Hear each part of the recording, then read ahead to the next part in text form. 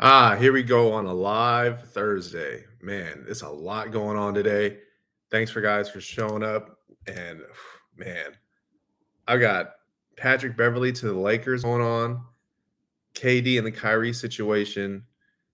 Chet Holmgren is out for the year. I can't believe that. Just seen him at the Pro Am, Seattle Pro Am crossover.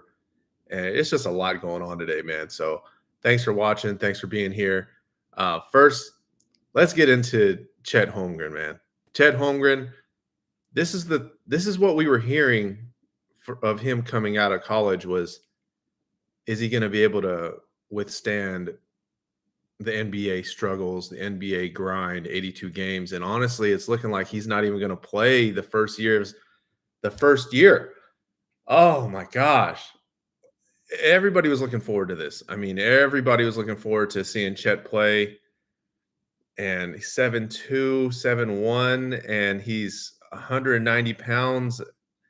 And the biggest red flag that I seen was scouts were telling me he doesn't want to release his physicals.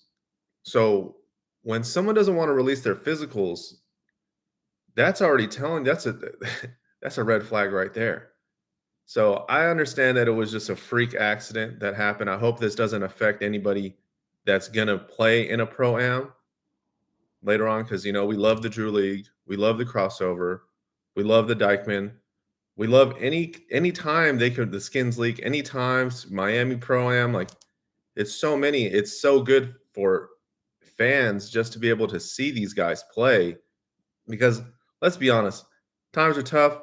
Not everyone's going to be able to pay to go see an NBA game, especially if somebody's not going to play. Like, I don't even know if Anthony Davis is going to play. Like, the over under of him playing or missing 30 games, what do you think it would be? And then you have to structure your whole time, your whole hotel if you're coming from another state just to see if they're going to play. So, I mean, it really sucks, honestly. It really sucks that OKC fans, they don't get to see this Chet Holmgren coming. And now it's looking like Jabari Smith might have been the guy that they should have picked, because we know they have so many draft picks. So many draft picks. They could have went that way. It just sucks. It sucks. So he's got the what do you call it? The Lisfranc. It's the same injury that KD had, the Lisfranc injury. I believe it's in the bottom of the foot. So it's like where you would have, like, say this is your foot. So it's right in the middle. So that was the biggest thing with KD was, is it going to be able to heal properly? You know what I'm saying? And I hope Chet's okay. I hope he's going to be fine. The surgery will go well. He's still young. Like, how old is Chet? Chet's got to be what, 18, 19 years old? 19, right? Let's see Chet's age.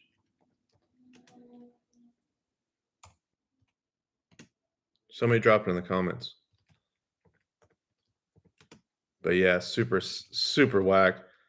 I hope you guys are having a good one. Thursday, Throwback Thursday.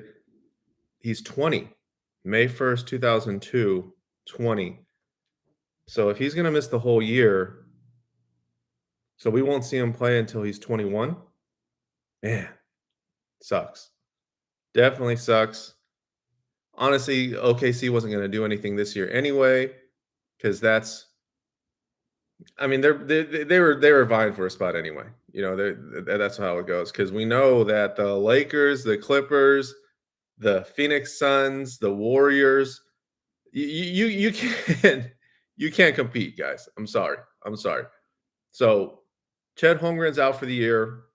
That was the biggest thing that people were knocking on him, is that he's probably going to break down. He can't put on weight, and honestly, it kind of sucks. So let's pay attention to scouts when they're talking about these things. Like, they get paid to do this. This is what they do for their life. This is how they make their money. Is they really So what I'm saying is, like, so nobody else has any conspiracy about Chet getting injured. So is there a conspiracy that maybe he's faking this injury? Ah, no, man. That's not what's going on. I hope not. We know the kid from France is probably going to be their next pick. So, are we trying to say that they're tanking to get Chet and Victor Wembanyama? I mean, that's kinda crazy to me. I hope that wouldn't be the case because that kinda, like that would throw off everything that I would believe in the NBA. It can't be rigged like that, you know what I'm saying? It just can't. So, let's get into another topic because Chet's you're gonna hear about that all day. All day, you're gonna hear about Chet. He's gone. So, let's throw that to the side. So, next, we got Patrick Beverly going to the Lakers. Whew! So, this means Russ has to leave, right? This is exactly what this means. It means that Russell Westbrook, is he gonna get traded to Brooklyn? No way. There's absolutely no way. I don't believe KD is gonna play with Russell again. You know what I'm saying? I don't but I think the Kyrie trade to LA should happen, can happen still. So maybe it will, I would say maybe like 3 or 4 teams will get involved with that trade. I mean, that's the only thing that I could think of, right? But Kyrie to LA, I hear it's still going down. I hear it's still going to happen. There's no confirmation on that, but there is some confirmation that Patrick Beverly is now going to be a Laker, which I'm pretty excited about. I'm not gonna lie. I like Patrick Bev because even though he doesn't give you offense, even though he can, but he gives you heart. And that's one thing that we were missing out of THT is I understand he's a great, talented young player, but sometimes out there on the court, he just wasn't feeling it. I mean, we don't know what he could guarantee you. So at the end of the day, when you're in the NBA, you got to be able to guarantee something. That's pretty much at every sport, right? If you're a center, rebounds, block shots, back to the basket, high percentage shots. Shooting guard, get the shot. Point guard. Now the point guard situation is a little tough because you got to be able to score and you have to be able to pass. But Patrick Beverly will definitely lock down. I don't know if he's going to be able to fully lock down a lot of these guards the way the game is played and everything, but he's going to be able to do his thing. Like I was just watching his Rico Hines runs. Dude is looking nice. Like Paul George looking good too. But what I came away from was Patrick Beverly is just he doesn't miss a beat. So to have that on the Lakers with LeBron James, I think that's going to be a huge thing, especially if it comes to like Western Conference championship time against either the Clippers or the Golden State Warriors. That's going to be a big time deal that people are going to go crazy over that because Patrick Beverly in the playoffs it's something different that he does. And not all guards can do what he does. It's really hard to be able to elevate yourself and elevate your teammates and just rah the crowd. I mean, it was insane what he was doing in Minnesota. I mean, I don't want to look at his stats, but I mean, actually, first off, let's get into the trade of what happened. So, all right, ESPN trade grade. NBA trade grades where the Los Angeles Lakers and Utah stand after acquiring Patrick Beverly. All right, okay, let's well, Adrian Wojnarowski, Wednesday night that the Jazz are expected to finalize the deal sending Patrick Beverly to the Lakers for THT, Taylor Horton Tucker, and Stanley Johnson. I love Stanley, modern day, California, Mr. California, everything. It's gonna suck to see him leave. I think he was pretty good at the wing. You could put him at the 4 as well. So Taylor Horton Tucker is just the one thing that I was wondering about, man. Yeah, honestly, I'm not mad about this. I like this, especially if we get Kyrie Irving. If you get Kyrie Irving to come to the Lakers and all he has to do is do Kyrie Irving because his defense is not where Patrick Beverly's defense is, because Patrick is going to go off on defense. That's what I'm saying. He's going to do that. But if you could have Kyrie doing Kyrie, 2016 Kyrie, the best Kyrie I've ever seen, doing that on the Lakers this year, if this goes down and Patrick Beverly wins a championship this year, this is going to look like one of the best trades we've ever seen. Honestly, it really is. Now, I understand he is 34 years old, but Rondo, who is not the same player as Patrick Beverly, but has leadership like Patrick Beverly, if he is there,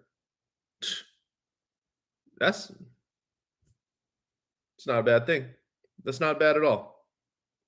So you'll have, let's just say, if this happens, you have Kyrie, Patrick Beverly, Anthony Davis, LeBron James,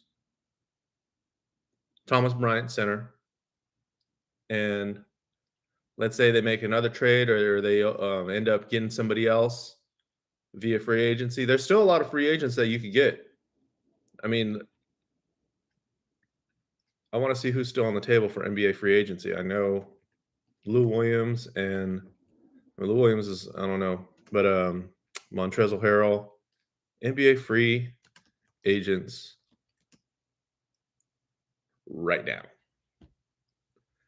So appreciate you guys watching for sure. I don't know what you're doing, but as long as you're here, that is what I care about. Thank you so much. Let's get into some of these posts. Crazy. Imagine Chet against real centers. Chet is barbecue chicken. Facts. Facts. I don't want to see Chet against Joel Embiid. I do not want to see that. So, okay, let's go back to Chet. So if Chet could have a whole off season where he just dedicates himself to the weight room, gains some weight, gets big, does his thing, man, he could be a problem. But that goes back to the whole physical part. The physicals that I heard was that he wasn't able to put on weight because of certain things. Now, those certain things aren't clarified, they aren't made public. So I don't want to speculate on that. But that's just one of the things that we heard of. Um, I feel like it's a soap opera. Chet and Victor are too skinny and weak. Uh, yeah, they say the same things about a lot of players. A lot of players are weak and they can't put on weight. But I mean, look at Scotty Barnes. Scotty Barnes came into the league. He was kind of skinny. Now, seeing him at the Rico Hines runs, he's looking like a man child. I mean, dude put on weight. It all it takes is that 1 year off, that one just league workout with pros, with your chef, everything, and you're gonna see it. You're gonna see it. I gotta watch that. THT and Stanley, I'm not mad. Yeah, I'm not. I'm really not. I'm really not mad. Mikey Williams in LA. Yeah, Mikey is gonna be out here in LA. That's another topic I will get into in a little bit. Mikey's gonna be here possibly Saturday, but I want to say he'll be here for sure on Sunday. That's just what I've heard. And I'm excited, man. I'm excited. Let me see on the email who's supposed to be there. I know like Mookie Cook is going to be there. Xavier Booker, he's one of the best players in the country. He might be number one soon. So I'm excited to see all these guys out here in LA. I don't believe it's open to the public. I think it's just scouts only. So let's see. Let's see. It is being hosted by Dinos Trigonis, Pangos All American Festival. They are actually sponsored by Puma this year, so it's pretty cool. I'm happy for that. Credits to MW1, of course. If Puma's involved, MW1 is the reason. Love Mikey. Gotta love Mikey. So the Pangos All American Festival presented by Puma will be held on Saturday through Sunday, August 27th through the 28th in Long Beach. Let's see. Top players scheduled to attend this year includes 2023 Xavier Booker, Mookie Cook, Mikey Williams, Isaiah Miranda, Jeremy Fears, AJ Johnson, Wesley Yates, Devin Royal, Rayvon Griffith, True Washington, Jazz Gardner, Sam Walters, Zayden High, Caden Cooper, Kerry Booth, Ty Johnson, Gary Duval. Garrick Norman is going to be there. I like Garrick Norman from Texas. He's really good. Jaden Hastings, Jocelyn Bodo, and Brooklyn Hicks. 2024 kids will be Flory Bedunga. I haven't seen him play. Arias Bailey's going to be here. Dylan Harper, Farrell Compton, Luke Bagboye, Styles Pips, Jalil Bethea, Mercy Millick. Oh, this is going to be what? And we got LZ Harrington here too. Seven Bahati. Oh, it's going to be packed, bro. Oh, it's going to be packed this weekend. Okay. So yeah, Saturday and Sunday. Sunday will be the third place game in the championship game. So yeah, that's going on this weekend. So that's Mikey Williams in LA. Can't wait to. I'll talk more about that in a little bit. Let's get back to some comments here. Warriors in 5. Warriors in 5. Oh no, Warriors in 5. Oh geez. Honestly, if you look at the past champions, Warriors got like a mini dynasty going on. It's kind of unsettling being a Lakers fan to see all these Golden State Warrior fans come out, but I mean, I can't hate on it. You got to love Steph Curry for what he's doing. He's single-handedly changing the game. I mean, no one's shooting threes like that. Nobody's like Steph Curry. LaMelo even put on weight. No, LaMelo has put on weight. And if you see his dad and you see his brothers, his family, they're pretty big. They're not little guys. So I knew Jello was pretty big too. I mean, Jello was benching like 300 in high school. Jello's a big dude too. Lonzo too. Lonzo's going to be big. In LA is going to be Pangos. There's also another camp going on that I'm going to be attending. We don't know who's going to be there. There's going to be a few NBA guys and some NBA talent. Oh yeah, and then also LZ Harrington is going to be at this Pangos All-American camp too. So that's going to be really cool to see. Let's another topic I want to get into is high school basketball rankings. I understand 24/7 Sports just came out with their new rankings, and I kind of want to get into that. I know Isaiah Collier is number 1 in the country. I don't have a problem with that. I like him. I just think that it's going to change like it always does. And high school basketball rankings doesn't equate into the number 1 NBA pick. So don't think that that's what that means. It just means that right now, this is what scouts think is the top dogs. All right, let's see. 24/7. I'm going off of 24/7 Sports. Okay. Let's see. 2023. Wait. On the website, it still says DJ Wagner. I don't know if you guys could go check that out for me, but I also seen on Instagram that it was different. So yeah, I don't get this. What's going on here? So why did I see Isaiah Collier at number 1?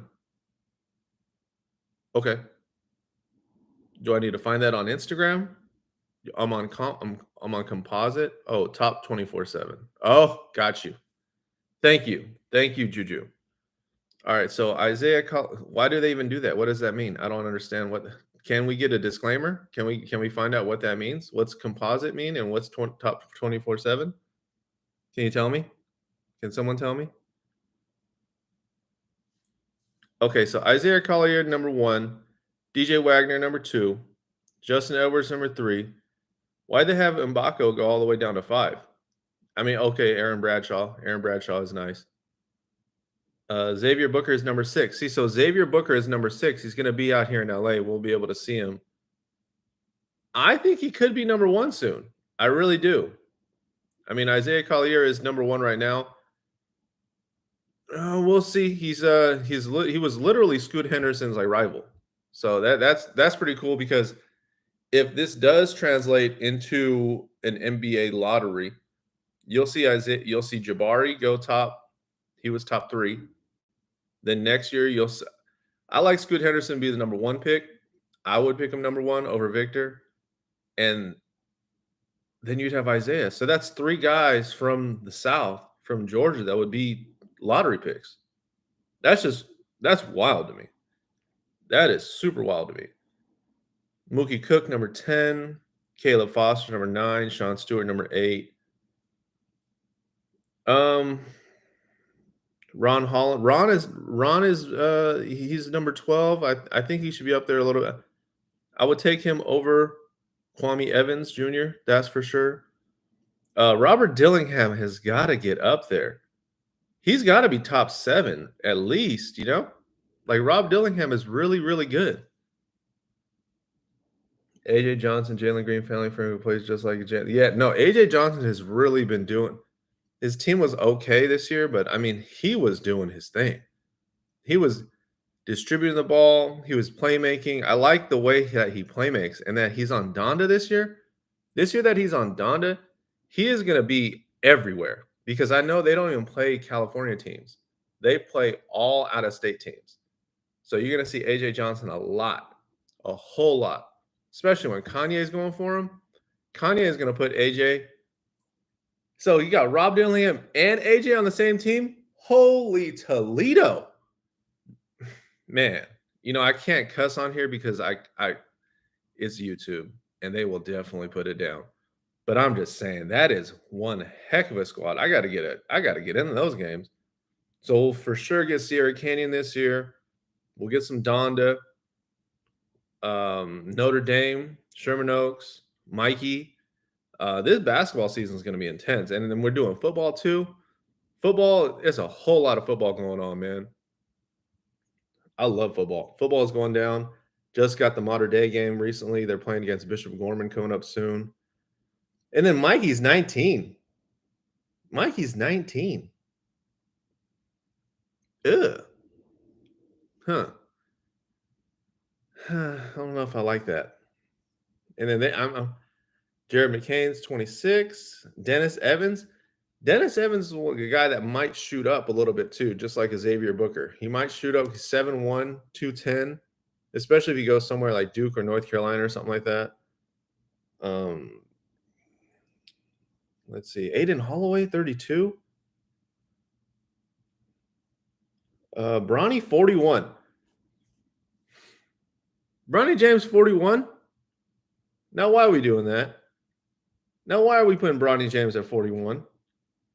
He's at least top 20. 41? Is that a shot at his pops? Come on, man. 6'3", 190. He is national number 41. Position, he's number 10. Number 10? Number 10? We're putting Bronny James number 10? Who's ahead of Bronny? I need to know. Because that's my boy. I can't. Okay, so we got DJ Wagner, AJ John. They put AJ over Bronny.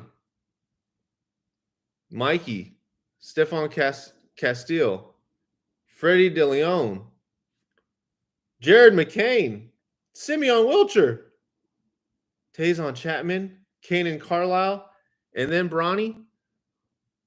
Oh, man. Okay. And then Reed Shepard, Chris Johnson, Leonard. Okay. I got a problem with the list now. But, you know, it is just a list. It's not that big of a deal. Wow. Whew. Okay. Where is Trey Parker at? Where is Trey Parker at? Why is he not in here? What? Dude.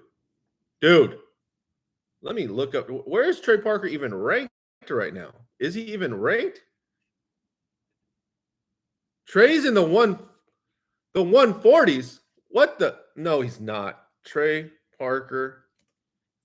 This comes up South Park. Basketball ranking. His brother. We know his brother. Quee. What is Trey Parker's rank? He is the number 99 overall. 99. This can't be right. There's no way. Okay. Well, he's at overtime elite. And what I know is that a lot of NBA guys, a lot of NBA scouts, they They pay attention to Overtime Elite. So I think he'll be just fine. He'll be just fine. He'll get as much exposure as he needs. He'll get to play against some of the best. He'll get his. Let me see this. Okay, so ESPN has him as 82. Okay, so he's 82. Scout grade, position. Let's see.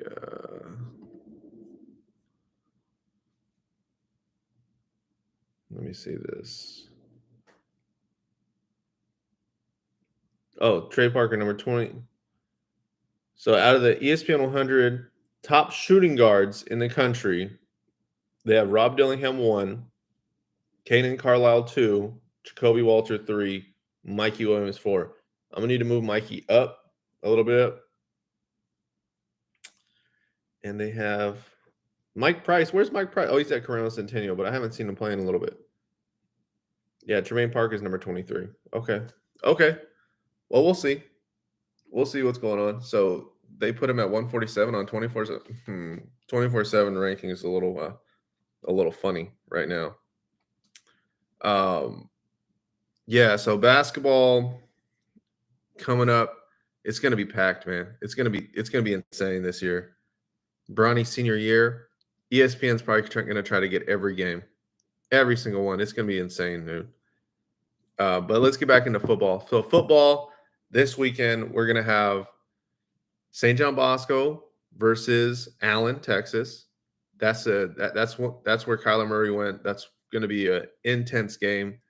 I want to see how Pierce Clarkson does from St. John Bosco because a lot of people have been kind of off and on about his accuracy.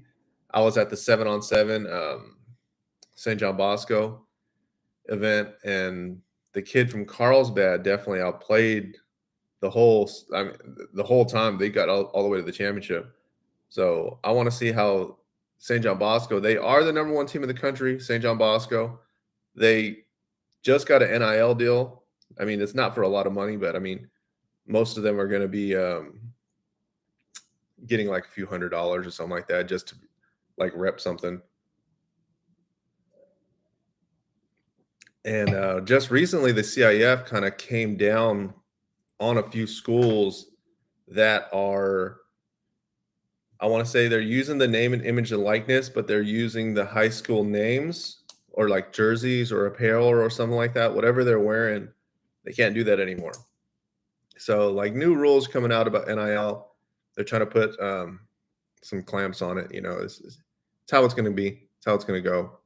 They're always going to not want their brand associated with something like your own image and likeness. If it's something like that, I don't know why, but it's how it goes. I bet it's something about having the rights to it because they are part of the school and the school feels like they're not getting anything out of it, or definitely like the federation's not getting anything out of it. So we'll see how it goes. I'm not really against the NIL deals at all. I'm pretty much for the NIL because if you can make this money right now and it's the most money you're gonna make, you should be able to make as much money as you can right now because at the end of the day, it's you. It's not anyone else that's doing the work for them. It's you. Another game I want to see is Warren versus Lacerna. Now Warren has the quarterback Nico. I need to see the spelling of his name so I could make sure I could pronounce it right. But yeah, I heard Nico got a 8 mil. I don't want to ruin this last name. Nico Iamaleava, maybe Nico Iamaleava. Yeah, he's got the $8 million deal with Tennessee allegedly, and I'm trying to get as much content of him right now because I got some last year, but this year we don't know if he's going to be playing the whole year, so we want to make sure we get a lot of that. He's playing at home, St. John Bosco, so Mater Dei versus Bishop Gorman will probably be the biggest game of the week, and I want to say Mater Dei has only lost 3 games since 2016. So they're turning into like a De La Salle type of powerhouse of high school football where it's just looking like guys can't even compete. Like I was at the game last week. Nobody can compete with that team. I mean, I heard a lot of people saying, "Oh, Mater Dei looks small. They don't look like this. They don't look like that." But at the end of the day, it's still Mater Dei. It's Bruce Rollins. He's going in his 34th year, and he's got a mega. The amount of talent on the team is insane. The freshman team is stacked. The JV team is crazy. So I'm excited to see that. I also want to see some kids from San Diego. I seen I seen some highlights of this kid from Lincoln High School, running back. He's he's definitely going to the league if he keeps doing what he's doing. Um, let me see what else. What else you guys saying? Modern day football game. Yeah, ESPN rankings change on the 29th. Isidro. All right. Let me go back to let's go back to what Patrick Beverly was saying right here in this run. I don't know if you guys will be able to hear it, but these are the Rico Hines runs that I was. Uh, The teams y'all gonna go to, y'all ain't gonna be able to have the ball like that. So y'all gotta do loose. The ball in ice, so you corner man, you just sitting there. You in the way, you gotta cut, you gotta do something, you gotta be active. Defensively, like everybody trotting back, but we ain't running back. Like, how good you want to be? Yeah. You know what I'm saying? Like that's no, seriously. Like, I love the fact that Patrick Beverly knows. Yeah, we're going back to Patrick Beverly because he's on the Lakers now. So I love the fact that he knows exactly what he wants on the court at every time. Every time he's on the court, no matter what team he's on, Patrick Beverly is going to guarantee you heart. He's going to guarantee you defense, and then sometimes he might get a 3 or 2 on you. You know what I'm saying? So Patrick Beverly being on the Lakers is going to make them. I mean, just think of the whole year this past year with the Lakers and Russell Westbrook. It was kind of tough for Westbrook to play defense, facilitate, be the spark off the bench, or be a starter. I mean, he wasn't even coming off the bench. Like that was not even anything that we could think of. So if we could have even the Russell Westbrook situation with Patrick Beverly is going to be crazy. Like that is going to be so crazy. I'm pretty sure they've already talked and they're cool about everything. But man, just think about it. Let's look at the Laker roster right now. But then this goes back to the whole thing. Like, should they have just kept Caruso? You going to Jared versus Mikey on opening night? Centennial versus Isidro? Yeah, we'll definitely be at that. I didn't know that was happening opening night. Is the schedule out already?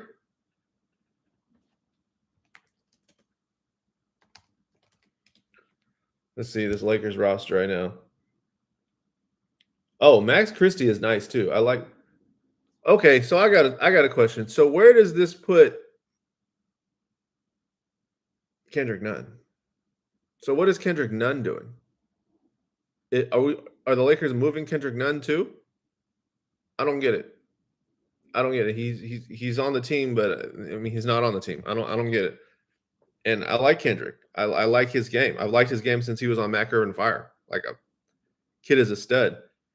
Damian Jones, Kendrick Nunn, Scottie Pippen Jr. THT is gone, so they got to remove that. But I don't think it's official yet. I don't think it has gone through yet. Lonnie Walker, Thomas Bryant, Max Christie, Anthony Davis, Russell Westbrook, LeBron James. You know, Troy Brown, Austin Reeves. This is looking like a squad that could compete. When you put Patrick Beverly in there and then possibly getting Kyrie Irving. If you get Kyrie Irving on this Lakers squad, this is giving me a Cleveland Cavalier 2016 vibes all day. Because you'll have Kyrie, LeBron, AD is going to have to be that Kevin Love, and I'm telling you, if AD can play half or more than half of the games this year, it's going to be really, really exciting. And then Thomas Bryant playing the center spot is going to be a game changer for Anthony Davis. I really think so. Thomas Bryant, I don't even think he should have left. The Lakers should have just tried to keep him. I don't understand why they even let him go. So, Thomas Bryant, Anthony Davis, who you got to put LeBron at the 3. He can't play. He's not going to play. He can play the 2, but he's not going to play the 2. But they still need shooters. That's what I'm saying. That's why Max Christie's got to be that shooter, right? Max Christie's got to be the shooter. Lonnie Walker, he's a small forward. Austin Reeves could be the shooting guard. Melo, that would be cool if they got Melo. I mean, I would be in the most awe if the Lakers got LaMelo Ball. That would be the most shocking thing I'd ever seen, is if they got LaMelo Ball. And then you'd have LeVar back in Crypto Arena.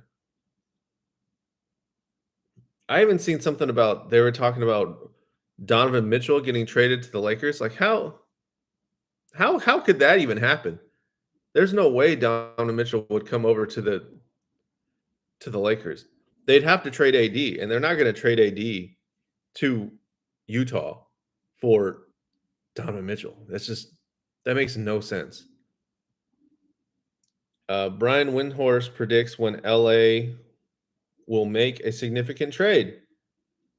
Okay, so today is yesterday was Kobe Mamba Day. Today is Laker Day. Today is Laker Day because everybody is going to be talking about Patrick Beverley. Ever since Patrick Beverley called CP3 a cone, it has been nonstop Patrick Beverley. And now he's on the Lakers. Is this something that just like the league does on purpose? They know who's trending, who's not, and they put him on the best team in the country, in the world, the Los Angeles Lakers or the Golden State Warriors. How did Golden State get all those picks? How do they have Kuminga? Please tell me. And then they have Wiseman. What the? How? I don't. They tank for 1 year. They're bad for 1 year, and they get everybody. And then a championship the next. This blows my mind. Okay, so reports have surfaced this month that the general manager, Rob Pelinka, this is coming up from All Lakers Fan Nation. Rob Pelinka is feverishly pursuing trade options for Russell Westbrook, and that likely hasn't changed, even with the Nets announcing that they're moving forward with Kevin Durant and Kyrie Irving, which I think is just a smokescreen. I think they're just saying that to say that. You can't say that you're going to trade someone and then not trade someone. I mean, even when players ask for trades, it doesn't mean that they're going to trade them. You know what I'm saying? Like that's not how this works. In a recent podcast appearance on Lakers Talk, ESPN's Brian Windhorst predicted when the Lakers will make a significant trade happen. My guess is by February, the Lakers will have made a significant trade. I don't know who it will be for. I just know for sure, just because the Nets may have a certain position today, doesn't mean they'll feel that way in 6 weeks, doesn't mean they'll feel that way in 3 months. Huh? The does that mean? The Lakers may just have to remain patient. I think the message the Lakers have sent is that they're willing to pay to upgrade the roster, but they do not want to pay to just trade off Russell Westbrook. Their mission is not to just trade Russ. They want to pay to significantly improve their team. Well, you just did that with Patrick Beverley, right? You just got Patrick Beverley for a THT that wasn't playing and a Stanley Johnson who's been he's been to Detroit, been to Toronto, and then Lakers, and who else knows where else he's been? Now he's in Utah, or he's going to be in Utah. So what do you guys think about Patrick Beverley coming to the Lakers, huh? What do you guys think?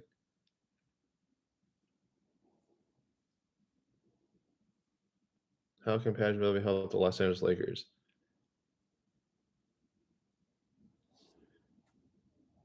A lot of people probably think that it's a bad situation for the Lakers to get Patrick Beverly just because he's so rah rah and he doesn't give you offense. But at the end of the day, that's not what you need. You need a player that's going to guarantee you something. And honestly, Patrick Beverly is going to guarantee you that, man. He is definitely going to be the spark for the Lakers. I can 100% say that. I can 100% say that having someone like him on the court is exactly going to turn the energy up with LeBron on the court. Because LeBron on the court, he's got to know what you're there for. You know what I'm saying? A lot of these cats don't know what they're NBA guys, but they still have to be told what to do. You know what I'm saying? It's just like wherever you're at. If you're at your job, if you're at school, or you're at wherever, somebody has to do their job. If you're at Jersey Mike, someone's got to make those sandwiches. Okay? A manager's got to tell someone, schedule someone to make those sandwiches. You got to make sure the staff is right. And you still have to have a manager on deck, right? MOD. You got a manager on duty. So LeBron is the biggest manager on duty in the league right now. Okay? And honestly, last year, dude was like, nobody wants to play. Nobody wants to score. F it. I'm going to do it. I'm going to do it right now just because I'm LeBron James and I'm the manager on duty right now. This guy, Anthony Davis, is not playing. I got to show him what it is to be an NBA champ, honestly, because if he don't see it, no one's going to see it. You know what I'm saying? And then Russell is over here saying, well, I'm the manager on duty. And LeBron's like, no, that's me. Can you give me some shots? Can you give me some driving to the lane? Can you give me some OKC Russell Westbrook, please? Man. So guys in the league still got THT when you get in the game. What you doing? What you doing? He had some of the craziest, wildest, insane, bodacious turnovers I've ever seen.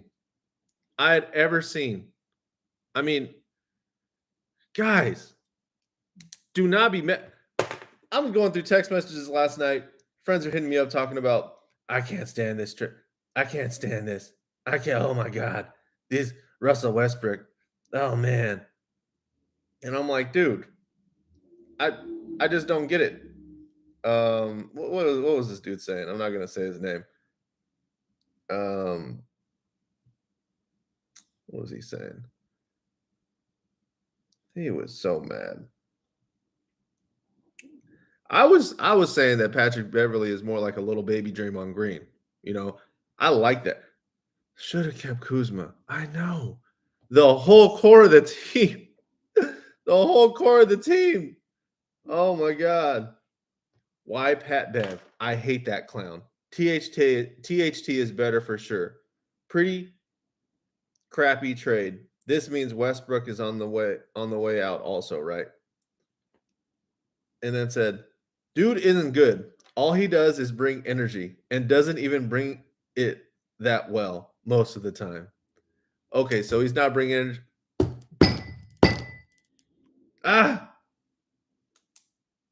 He ignites the other team's best player. He's old and washed, bro. The F did we get rid of any youth we had for? Oh, man. Yeah,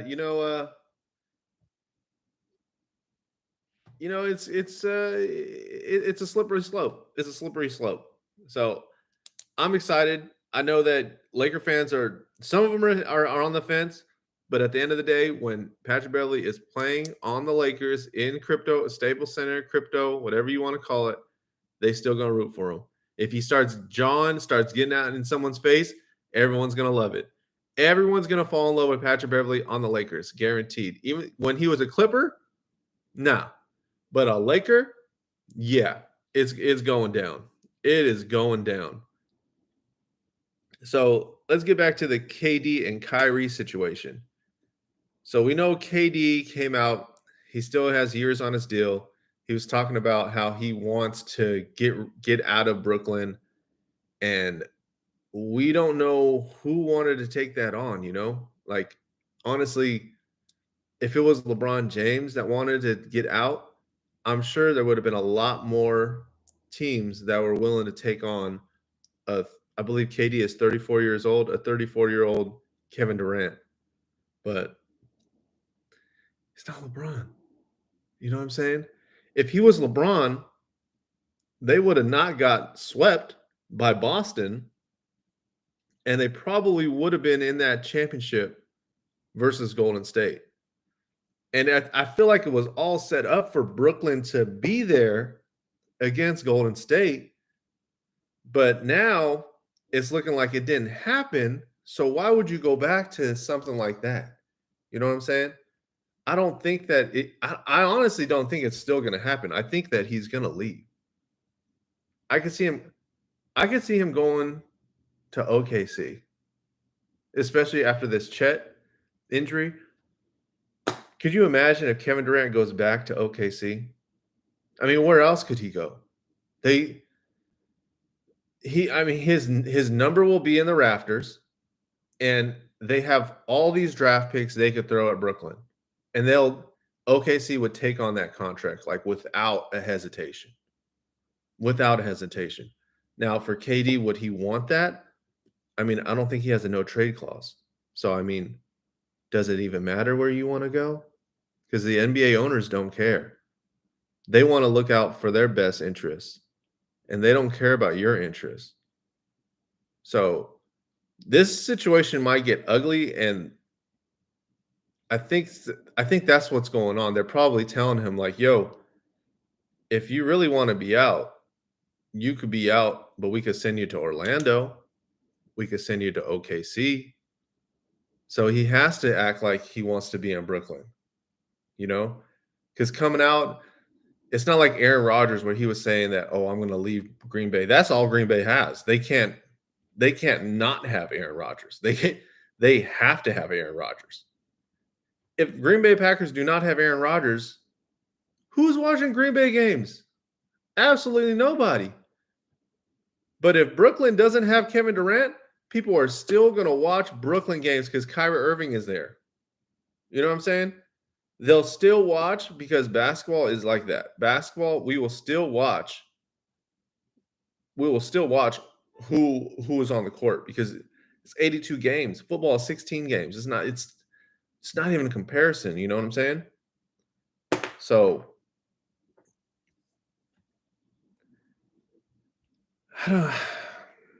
where's KD going? What is he doing? Where's Kyrie going? Is Kyrie coming to the Lakers soon? Because I hope so. Because I sure as hell hope so. Because I don't think that we're going to have Russell Westbrook and Patrick Beverley on the same team.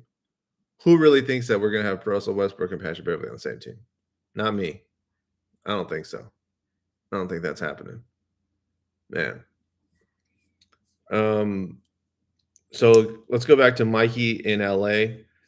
So Mikey is down at San Ysidro, right? And I've been hearing all these things about he's not playing good competition. He's not this. He's not that. He's not growing. He's too this. He's too that. I even seen a video yesterday that said that he's mad at San Ysidro and he wants to leave. That is absolutely false. I've talked to the source. He did not say that. The video, if you see it on YouTube, do not click on that video because you did not hear or see anything of Mikey saying that at all. It's literally just this guy talking about the teams that he's playing. That's it. And that goes down to San Diego basketball in general. San Diego basketball has never been anything like that. I mean, you go all the way to Luke Walton, Chase Budinger. Everybody in San Diego knows that it's not a basketball talent. They get talent. Yeah, no, they have talent, but it's not like up here in LA. Up here in LA, this CIF basketball open division is one of the toughest things you can play in. Put it this way. Actually, I'm not going to name him because I think he might have won a CIF championship. But Kawhi Leonard might have won a CIF championship. Look, I don't know if Paul George did. I might have to go back and look at that. But let's just right off the top. Recent guys. Jalen Green. He didn't win a championship up here. He was down in San Joaquin. Then he went to Prolific, but he wasn't winning a championship over there. Evan Mobley. Evan Mobley is one of the best young basketball players in the league right now. He didn't win a championship for Rancho Christian. Josh Christopher, he's in Houston Rockets. He won a CIF championship, but it wasn't an open division championship.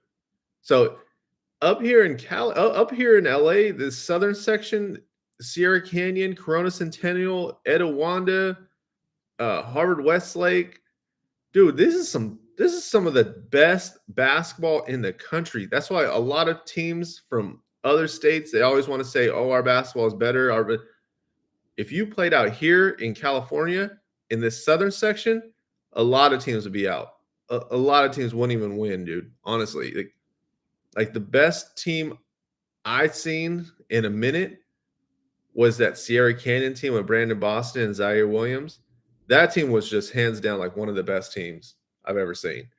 Modern day with Stanley Johnson. They couldn't lose. That was crazy, dude. That was crazy. So what other NBA guys? Aaron Holiday, Justin Holiday, Drew Holiday. I don't believe they won a CIF championship. Like, it's really, really hard to win in the southern section, dude. It's really, really hard. So to compare Mikey's team to all those teams, dude, come on, man. Come on, man. San Ysidro, we know they're working. They are working hard. Put it that way. They are working extremely hard. But it's not the top ranked guys on his team. It's not. He is the top ranked dog on it. He's the biggest fish in his pond. And every game, teams are coming at him. You've seen it when Mikey was in North Carolina. And the only reason why he was in North Carolina was because everything out here in Cali was shut down. Like, it was super shut down. So Mikey had to go to North Carolina. And then when he was playing in North Carolina, he was still putting up points. He was still doing his thing. So everybody just want to hate on the kid just to hate on the kid. And I mean, some adults do it too. You know what I'm saying? Like, adults fall into that trap. And I have a son too, so I understand where some people get into this. My kid's better than your kid and everything. It's competition and all that. But to just hate on the kid just because he's got money or because he's got fame, it don't make sense. You know what I'm saying? It just does not make sense. And I think Mikey is going to do a lot of good things this year to make a lot of naysayers or haters, you would say, into believers, because he's doing more things that is bigger than just scoring for him. You know what I'm saying? He doesn't just score all the time. His playmaking is turning up. He led Pangos in Vegas in assists the whole tournament. His shot wasn't that good and everything, but he wasn't there for that. You know what I'm saying? And a lot of the times he's doing other things on the court to boost his whole team's morale, to boost the whole team going on. So I like what I'm seeing out of Mikey right now. I want to see Mikey get one more guy. I thought Durant was going to go back to the team, but I think he's staying in St. Augustine. But I want to see Mikey get at least one other guy. I know his big center is going to Australia. He was away from his family. You know, he's still a kid. When you're still a kid and you're away from your family, especially in a different country, you get homesick. So he's back home. That was I think it was like 6'9" center. So Mikey lost that. So it's basically what's his name? Is it Marvo? Dang, I forgot his name, but he's a center for San Ysidro, and this Latino kid, and Tovar. So he's going to be into that spot, but he has a good connection with a lot of the teammates. So I could see San Ysidro getting some like the players getting scholarships just based off Mikey being there alone. So that in itself is huge, because a lot of the times scouts, they don't get to see everybody. So they know Mikey's there, they know Bronny's there, they know where Isaiah Collier is, but a lot of time these guys gotta it's just like plotting points, you know what I'm saying? So if you're doing well, Isaiah's doing well, Mikey's doing well, or something like that, who's this other guy? You know, we all know you can't be an idiot. You got to know that's what's going on. So Mikey is going to be playing a crazy schedule. I I see that he's playing Corona Centennial first game. That's gonna be crazy. So we got Mike Price, Jerry McCain, Aaron McBride, Devin Williams, all call it D1 athletes, all D1 athletes right there playing against Mikey. Playing against Mikey. 4 D1 players playing against San Ysidro. That's why they're playing damn near every weekend. Okay, they got to get ready. San Ysidro is. That's why I've been posting a lot of these random games because they play they play everywhere and anyone because they have to get ready for this competition that they're going to play against. They won their CIF last year, I want to say, and then like 2 or 3 guys are gone, but a few of those guys are still staying on the team. But we all know no one's going to give San Ysidro a shot. Like no one is going to be like, yeah, they're favorites for this. They're not going to be the favorites at anything. And to be a kid like Mikey Williams to do that, the ranking got to go higher, yo. The ranking has got to go higher. I understand people want to see him play on La Lumiere or IMG or some Oak Hill or something like that. But at the end of the day, you don't need to do that if you're Mikey Williams. You could go play it down the street at your public high school, which he's doing. You know what I'm saying? Like he's playing in his public high school down in San Diego. So it's a big shout out to him, man. Like I understand as a kid, some people just can't do that. I mean, he's 17 years old, gonna be 18. He can't do everything, man. He's not LeBron James. He's not 6'8", 250, going out there dunking on heads.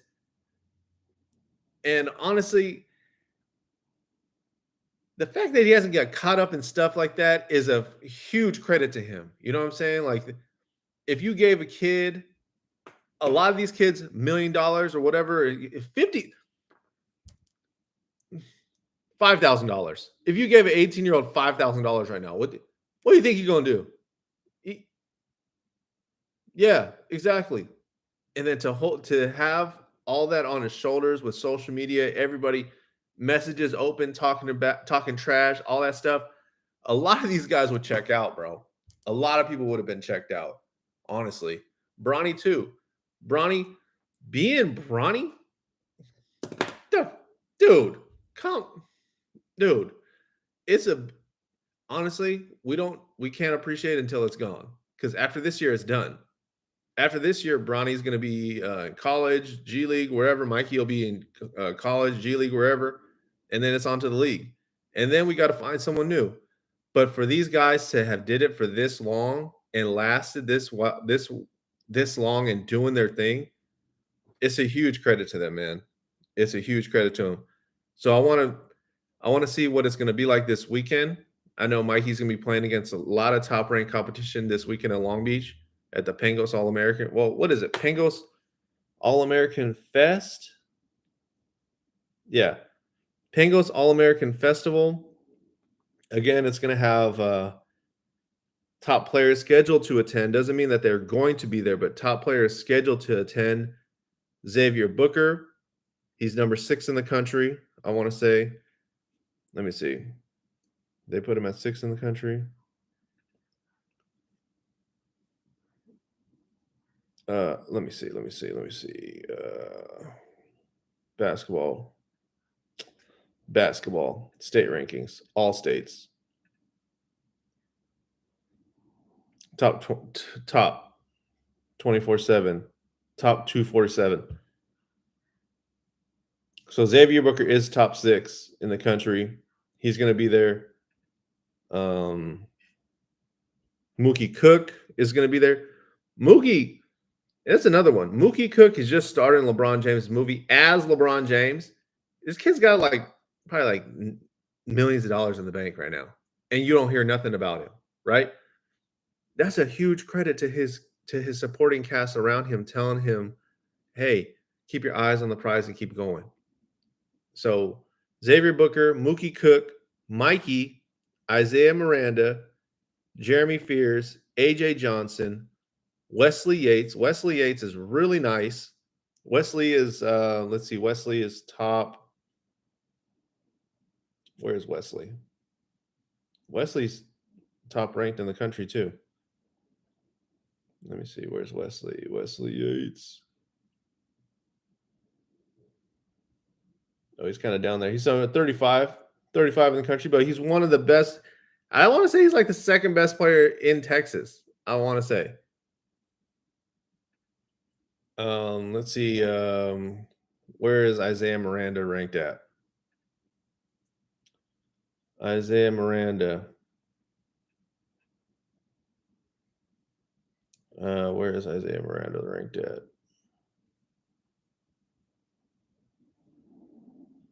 He's number 30. So he is number 5, number 8 in the state.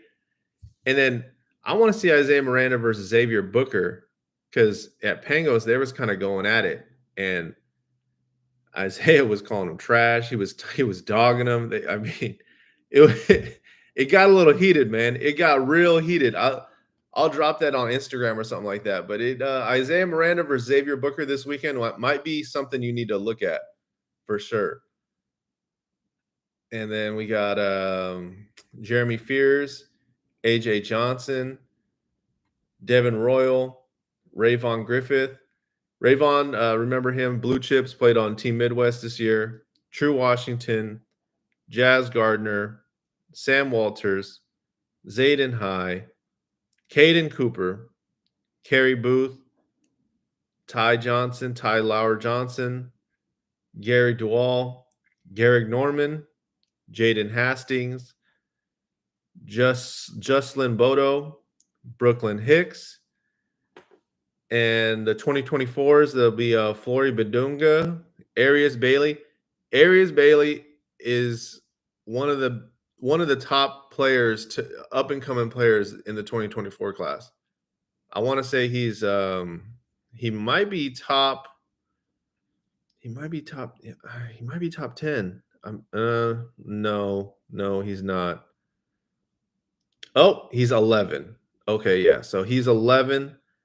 Who else?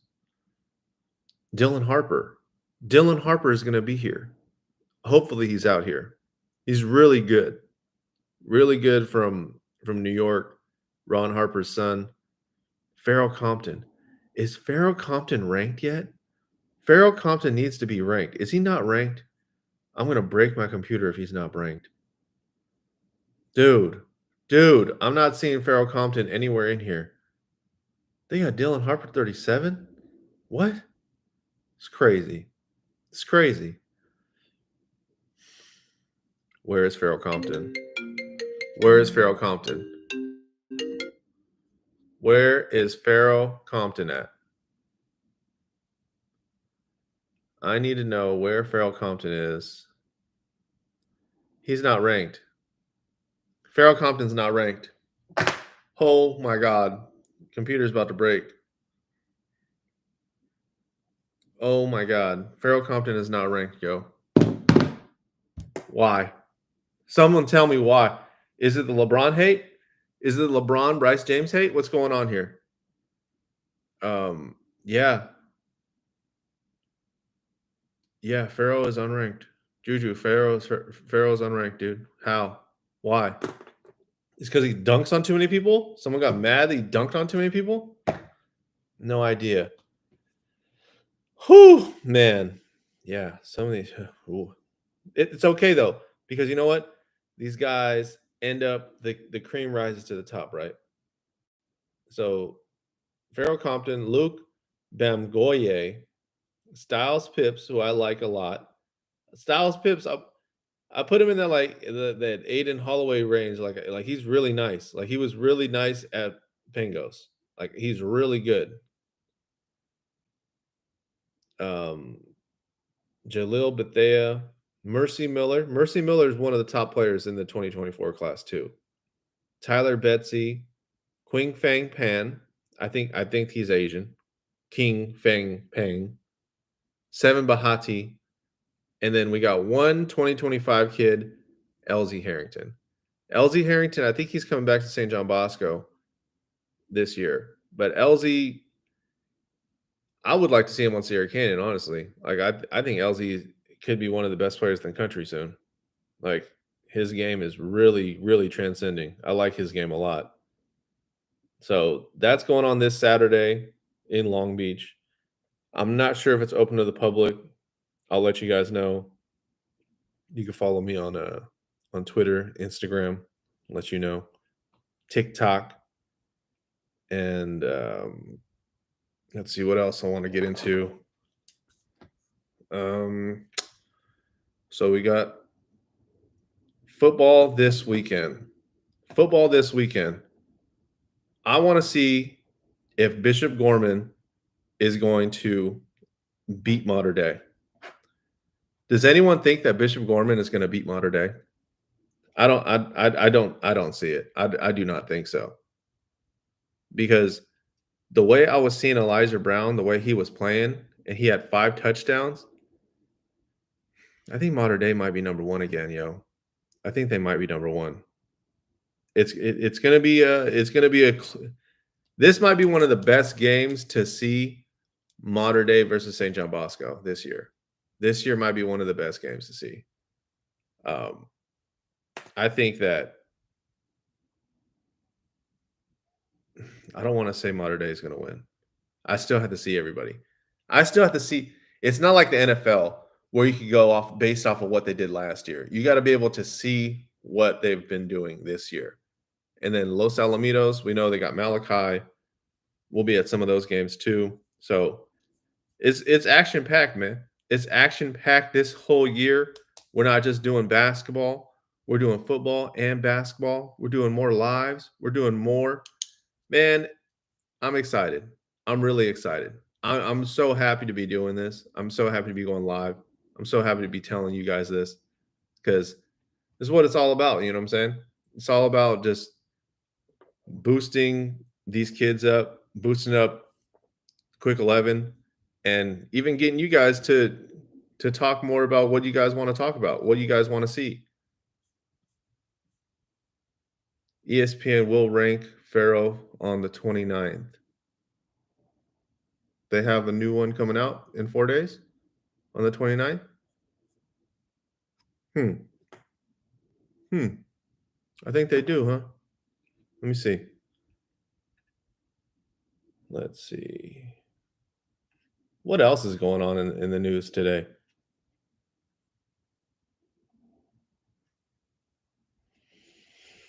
I still can't believe Chet's gone. I cannot believe Chet's gone. I cannot believe that. Who would have thought Chet Holmgren would have busted his foot at the Jamal Crawford crossover event?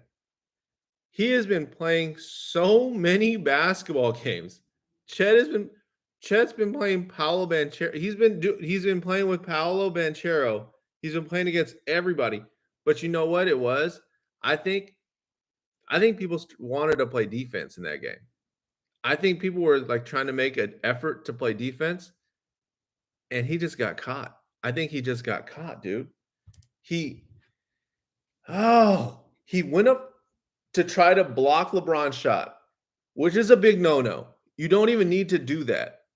And he tried to go up and block his shot, and he came down and rolled his thing, and everyone thought it was just a sprained ankle, but it ended up being a foot break. Like, not even a clean break. Like, one of the worst foot breaks you could get is that Lisfranc. That Lisfranc foot break. Are you kidding me? I cannot believe Chet got a Lisfranc. I need to take a Fiji break, yo. Oh my God. I really wanted to see Chet play. Like, who didn't want to see Chet Holmgren play this year?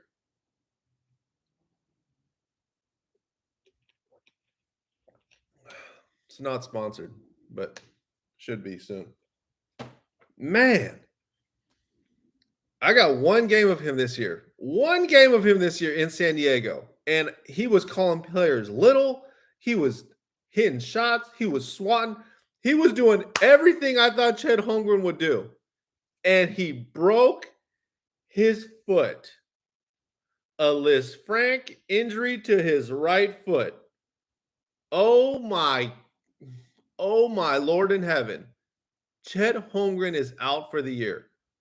Now, do we think this is really in cahoots for them just to tank? I hope not. I really hope not. Who thinks that they're really they're just telling him to, like, this is a perfect opportunity for you to say that you got injured? Who thinks that? I don't want to think that. I do not want to think that Sam Presti is telling him to, yeah, back up so he can get Victor. Because how old is Victor? How old is Victor Wembanyama? Is he eligible for the draft next year? I'm going to go off my boys NBA draft.net. Chet 2024. Chet 2024 Rookie of the Year. Oh my gosh. No. No. Okay. So let's go off of NBA draft.net. That's my boy Aaron. NBA draft.net. Let's see what we have. Thank you. He's got Scoot number 1. Thank you. Thank you, Aaron. Scoot number 1. Victor Wembanyama, number 2. Brandon Miller, number 3. Dariq Whitehead, number 4 to OKC. Dariq Whitehead to OKC. Oh my goodness. Oh my goodness. I like him. I like Dariq. I like Duke. I'm a Duke fan. I like it. I really like it. What do you think? You think Wembanyama will drop all the way down to number 4? So this is how Aaron predicts the draft to be next year. So he predicts the draft to be next year. Houston number 1, getting Scoot Henderson. Orlando number 2, getting Victor Wembanyama. Number 3, Detroit, getting Brandon Miller. Number 4, OKC, Dariq Whitehead. Number 5, Indiana, Nick Smith. I'm only going to go up to 10. Number 6, Portland, G.G. Jackson. G.G. Jackson, number 6? Yo, I could see G.G. going up to number 3 to Detroit for sure. I could definitely see that. Baba Miller, Sacramento. And then the Lakers. How are the Lakers getting number 8 pick? Keontae George. I got to find out. I got to find out how he's thinking that. Because I like Keontae. I think Keontae is really good. I liked him when he played against Mikey. That was nice. San Antonio, Dylan Mitchell. Washington, Anthony Black. And then Chance Westry to Charlotte? What? Wow. Okay, so let's see. Let's see what we had here for Chet Holmgren, NBA draft.net. Let's see what the analysis was.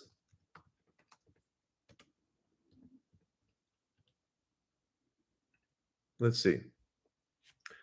Chet Holmgren, NBA draft.net review. NBA comparison, Kristaps Porzingis.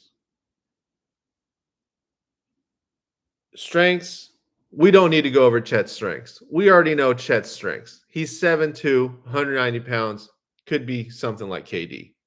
7 foot, 195. Okay, I think he's 7'2" with shoes on. Okay. But let's go to the weaknesses. Lack of physical strength, 195 pounds. remains his biggest hurdle. Whether or not he can add significant weight and maintain his agility and mobility is a big question mark.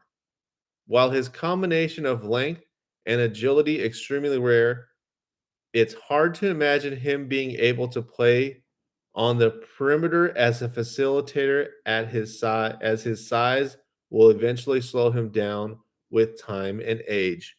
Holy crap. Holy crap. Do I need to read more? Without better body strength, durability is a factor. More physical players can bully him under the rim and take away his length by getting him out of position and also attack him as long as they keep their dribble and put him into these difficult positions. Is that exactly what LeBron James did? LeBron is the king of putting people in terrible positions.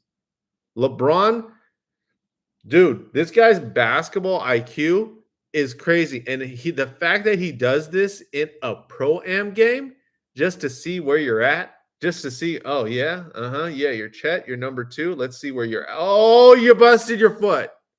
Oh, he's out. But I mean, he doesn't want to do it on purpose.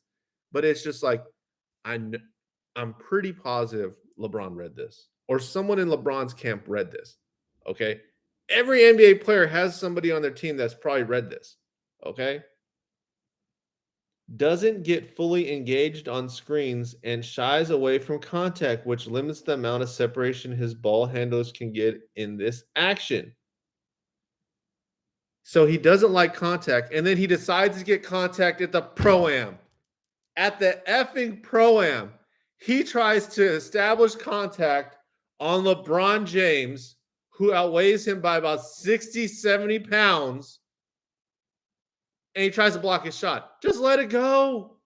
Just let it go, Chet.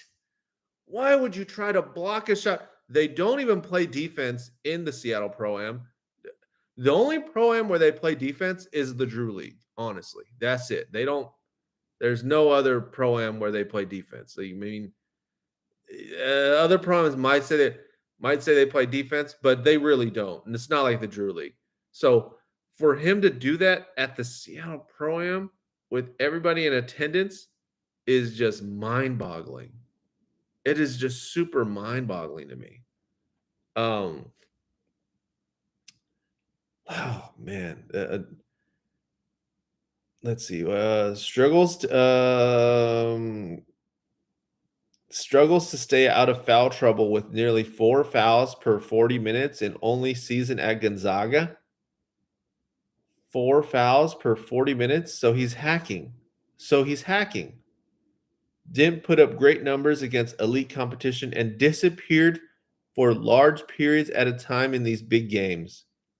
71% from the free throw line gives some pause to the idea that he's an elite shooter. Appears that he can be an 80% free throw shooter in the NBA due to his form and touch, but his college numbers did not prove that. Impressive shooting numbers from 3. Okay, we don't need to hear about any of that. But man, that's crazy how it's kind of spot on with what happened. Oh man. So we're not going to be able to see Chet this year at all. I thought it was just like something. The injury requires surgery in the coming weeks. General Manager Sam Presti said on a Zoom call. He said, Sam Presti, the Thunder general manager, said, certainly we are disappointed for Chet, especially given the excitement he had about getting on the floor with his teammates this season. Presti added in a statement, we know Chet has a long career ahead of him with our organization and the Oklahoma City community. One of the things that most impressed us during the process of selecting Chet was his determination and focus. We expect that same tenacity will carry him through this period of time as we work together and support him during his rehabilitation. The injury occurred 2 minutes into the Pro-Am at Seattle Pacific University this past Saturday. Just on Saturday. Oh my goodness. Oh my gosh. Holmgren landed awkwardly attempting to defend Los Angeles Lakers superstar LeBron James in transition. The 7'9" Gonzaga product limped to midcourt before exiting the game. Former NBA player Jamal Crawford canceled the game before halftime due to slippery floor conditions. I had to make the decision to stop the game to protect the players. Tough, but the right decision. I noticed that it was really hot in that gym, and it was really, really, really slippery. I mean, there was one where Marjan Beauchamp tried to dunk and he slipped. And I think after that they said no more. Like it's not. I haven't seen LeBron talking to Rich. Like I think he was saying like, "Yo, we can't do this no more." And then I heard that someone pressed the fire alarm. Um, Presti does not believe condensation on the court or Holmgren's thin frame were factors in the injury. It's a figment of the alternate reality that is the internet. Huh? It's a figment of the alternate reality that is the internet, said Presti, who described it as an impact injury. That's not where reality resides. There are opinions and there are facts, and we're dealing with the facts. The facts are the acute injury, the fact that it's extremely rare, and the mechanism and how it happened. Okay, so if it's super rare, extremely rare for Chet to get this injury, why was everyone talking about it before? Why was everyone saying that he's very injury prone and he shies away from contact? Oh my. This is looking bad. This is looking bad. Presti did suggest that the NBA sanctioning of pro-am participation does increase the likelihood for injury. What? Huh? Presti suggests that the NBA sanctioning of pro-am participation does increase the likelihood for injury. LeBron James played in 2 pro-ams this year, and he's fine. Do not try to say it's because the NBA sanctioning of pro-am participation increases the likelihood for injury. These guys get injured going to get the paper. Dude, don't say that. Banchero played in it. Isaiah Thomas is playing in it. His hip got him out the league. Boston got him out the league. LeBron played in it. DeMar DeRozan plays damn near every Sunday, every Saturday, Sunday. Maybe he doesn't do back-to-backs. They do the Rico Hines runs. Dude, if you think NBA players are not playing basketball right now, this second, it's 12 o'clock in the afternoon on a Thursday, you're tripping, yo. You're tripping. Why would you say a pro-am has anything to do with that? Oh, my God. Calm down, dude. The NBA is making that determination that this is an okay thing to do, and players are going to play in these because the NBA is saying they're okay to play in, Presti added on Thursday's conference call. Guys are playing all over the place, all the time, everywhere. If you have guys who love to play, they're going to play basketball. Every time you step on a basketball court, there's something like this could happen. It could happen in a game. It could happen in a practice. It could happen in a scrimmage. Chet was playing with Joel Embiid and Jason Tatum and a bunch of other guys a few days before he went up there. It's just part of it. So what is he trying to say? So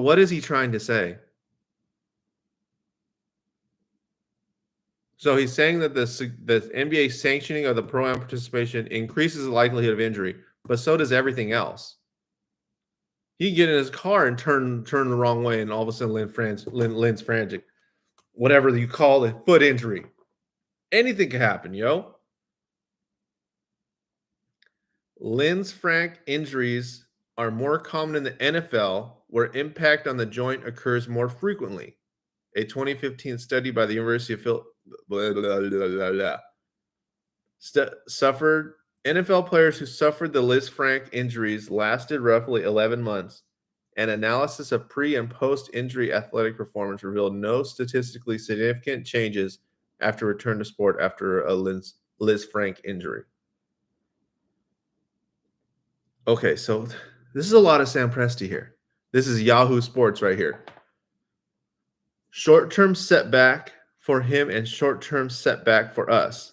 There are a lot of NBA players that have not had this exact injury, but have had injuries their rookie season, Presti said on the conference call, citing Embiid, Ben Simmons, Blake Griffin as examples of high draft picks who acclimated to the NBA during year-long injury absences and leveraged that experience to better succeed in their delayed season. So are we saying that he did this injury? So are we saying that he got this injury and now they're going to try to compare him to Blake Griffin and Ben Simmons and everyone else? So this is just a known thing that you just get an injury and then stop. Scotty Barnes played last year. He's fine. LaMelo Ball is fine. I mean, come on, man. Come on. Nick Collison, a longtime Thunder player turned special assistant to the team, also missed his first season to injury and said, I think it's going to be really helpful through this process for us and Chet, Presti added. So it's almost like they were going to do this. So who we got up here saying that? So nobody else has any conspiracies about Chet getting injured? Crazy. Imagine Chet against real center. Oh, I feel like it's a soap opera. Yeah, this sounds like a soap opera for sure. This sounds like a big time soap opera that's going on in OKC. And at the end of the day, what is Sam Presti doing with all these picks? Let's look at the Sam Presti draft picks, dude. Like what is he doing with all these draft picks? Oklahoma City basketball draft picks. Let's see.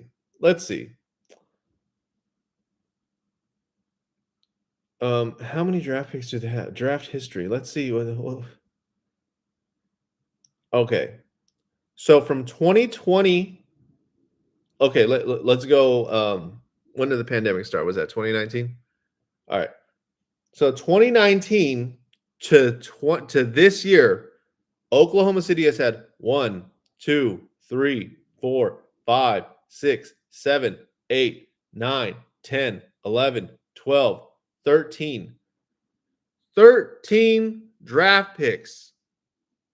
They have had 13 draft picks. Okay. And I don't even think all these guys are on the team anymore. Let's go from recent.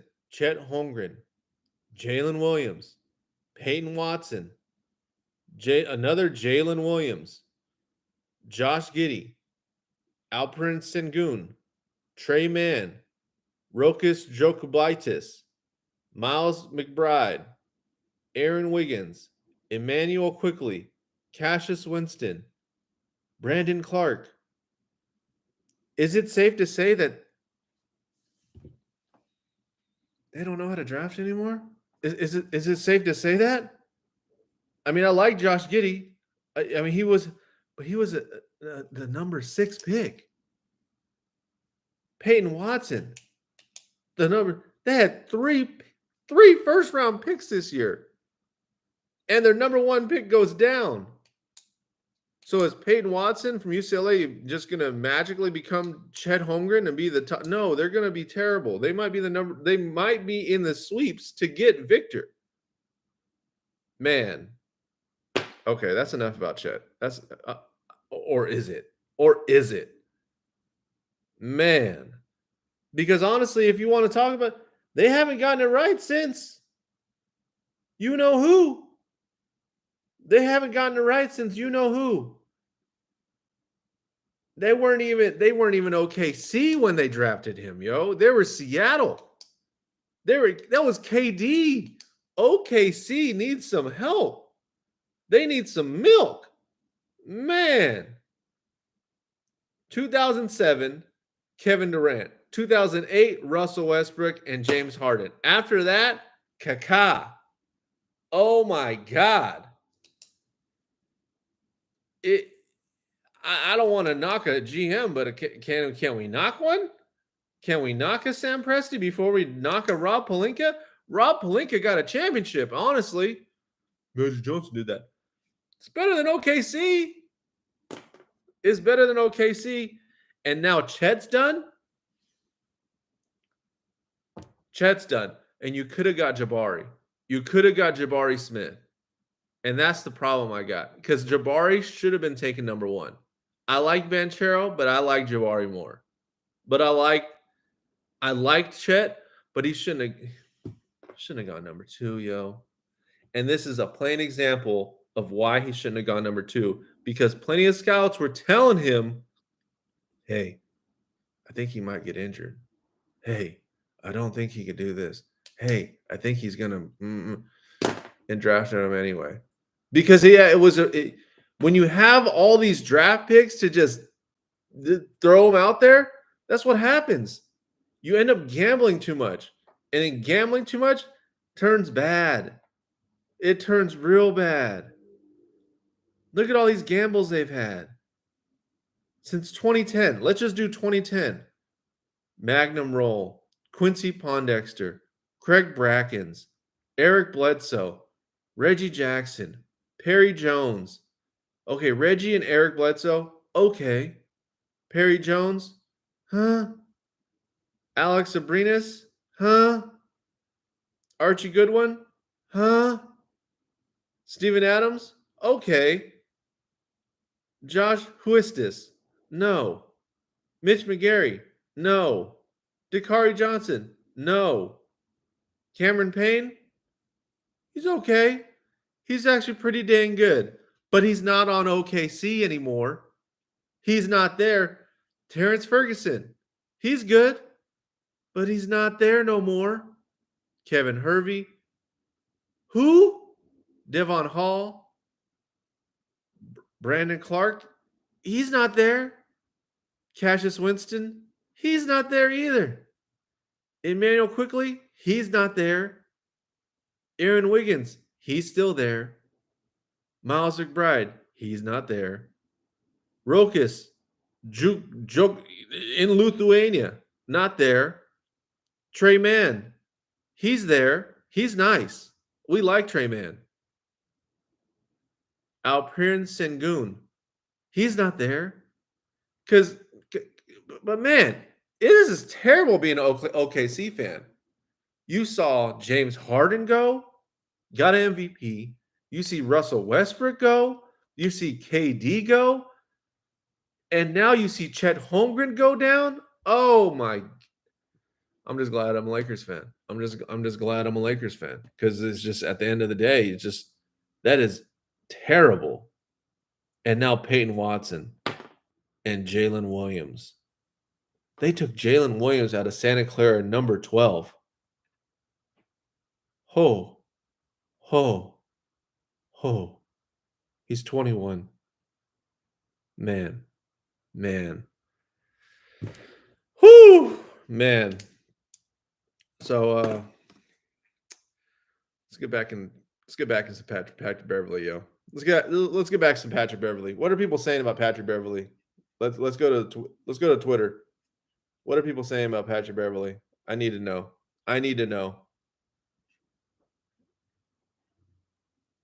Sign in. I need to sign in. Here we go. We're signed in. Twitter. Twiddler. Let's go. Patrick Beverley. First thing I want to see. Woke up a Laker. It's on. Patrick Beverley said, woke up a Laker. It's on. Yes. I love that. 115,000 likes. About to retweet it. That's right. That's what I'm talking about. We got a lot of Patrick Beverley haters up in here. Let's see. Cuffs the legend. The Westbrook disrespect and vitriol is still corny regardless of how you feel about last season. Some people got to get a life, man. And then LeBron said, can't wait for him to go off this season. Hold up. Wait a minute. Let me put some Lakers in it. So we run it back. So they hashed it out. So Patrick Beverley, Russell Westbrook are good. LeBron said, I repeat. Cuffs legend. The Westbrook disrespect and vitriol. Is it vitriol or vitriol? Whatever you want to say it. Vitriol is still corny, regardless of how you feel about last season. Some people got to get a life, man. LeBron responded 4 hours ago. Can't wait for him, meaning Russell Westbrook, to go off this season. Russell Westbrook and Patrick Beverley playing on the same team, yo. It's going down. It's going down. It is going down. Holy Toledo. I cannot believe that we're about to see Patrick Beverley and Russell Westbrook on the same team. What? What? Oh, this is crazy. Damn. LeBron and Anthony Davis are the only 2020 Lakers still on the roster. Oh my goodness. Did that just hit me? That just hit me, yo. That just hit me right there. That just hit. Let me repeat. LeBron and Anthony Davis are the only 2020 Lakers still on the roster. Wow. Whew. Wow. Let's see what Patrick Beverley, what they're saying. Let's see the trending. Explore the trending. You know Patrick Beverley's trending. Laker. Yep. Laker. Let's see. Let's check it out. Mr. 94 feet is a Laker. Oh, yeah. The trade is official. Patrick Beverley is a Los Angeles Laker 3 hours ago. Oh, man. Oh, Magic Johnson. Magic Johnson said, I love the pickup of Patrick Beverley with his defense, grit, toughness, and basketball IQ. Laker Nation will love him. He brings it every single night. Showtime. Showtime said it himself. Magic Johnson said, I repeat, I love the pickup of Patrick Beverley with his defense, grit, toughness, and basketball IQ. Laker Nation will love him. He brings it every single night. That's what I'm saying, yo. That's what I'm saying. THT, love you, bro, but you weren't bringing it every night. You were not bringing it every night. Now we know what he's going to do. He's going to bring it every night. And right after Mamba Day, too. Right after the Mamba Day. Man. Whew. Let's see what else. I'll be a star in whatever role that I have. After being asked if he'd want to be a Laker. Oh, he said, oh wow. Oh wow. Oh wow. I'm already seeing pictures of Patrick Beverley, LeBron, and AD. Lakers Nation, Cuffs legend. Laker Nation, make sure you send Pat Bev some good vibrations this morning and also send him some dope food truck recommendations and black Air Force One vendors in the city. That's so facts. Oh, that's so facts. Lakers fans seeing Pat Bev support LeBron supporting Russ. Oh, yes. Let's go. See that's all it takes, man. All it takes is just when you switch to the side, you're good. You're good. You're a Laker. It's okay. Michael Thompson, Pat Beverley, now a Laker. He has to live in Beverly Hills, don't he? He's got to. He's got to. Dude, this is amazing, yo. Patrick Beverley back in LA, and he's on the Lakers. See, that's what the Lakers do, right? They test you out, see how you do somewhere else, and then if you do well, come on back. Come on back. It's okay. It's okay. Thomas Bryant, come on back. It's okay. Come on back. We like it. We like you. We like it. Kareem Abdul-Jabbar, did he say something? No, he did not say something. No, he did not say something. Let's just put Patrick Beverley in the search. Let's just put Patrick Beverley in the search. Patrick.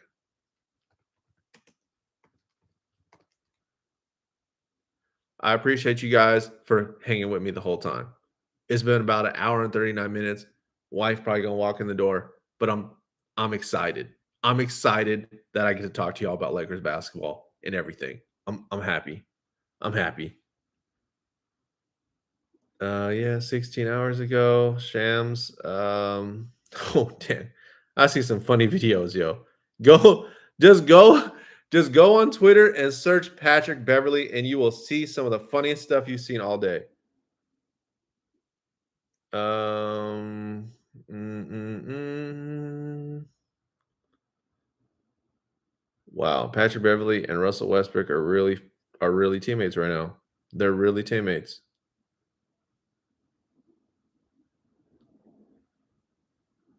So so he's gonna come off the bench, right? Yes. Yes. Yes, he's coming off the bench. Now, is Patrick Beverly gonna be like the Lakers' Marcus Smart? Somebody somebody agree? Is he gonna be our Marcus Smart now? I'm excited. Los Angeles Lakers 10 minutes ago. The Lakers 10 minutes ago just tweeted, "We are thrilled to," this is from Rob Pelinka. "We are thrilled to add Patrick Beverly's toughness and competitive spirit to our team." That's it. That's it. That's it. It's going down. It's going down. It's going down. NBA.com. Let's click on the link. Let's go. Let's click on it. Let's click on it. I'll go ahead and read it to you. So if you're in the car, wherever, I'll just read it to you.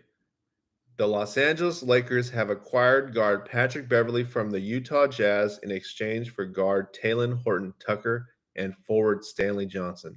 It was announced today by Vice President of Basketball Operations and General Manager Rob Pelinka. Good job, Rob. We are thrilled to add Patrick Beverly's toughness and competitive spirit to our team, Pelinka said. We're confident that Patrick's 3-and-D style will fit in nicely with the other pieces of our roster and align perfectly with Coach Ham's philosophy of hard work and smart play. That's what I'm talking about. Beverly, 6'1", 180, averaged 9.2 points, 4.1 rebounds, 4.6 assists, and 1.2 steals in 58 games, 54 starts for the Minnesota Timberwolves last season. So which makes me think that he could start. And would you put Russell at the 2? And he don't shoot well enough to be a 2. Yo. But I mean, Russell did shoot his best shooting percentage this year. It's just not good for NBA standards. You know what I'm saying? Because it is the NBA now. NBA back in the day probably would not care. But now it's all about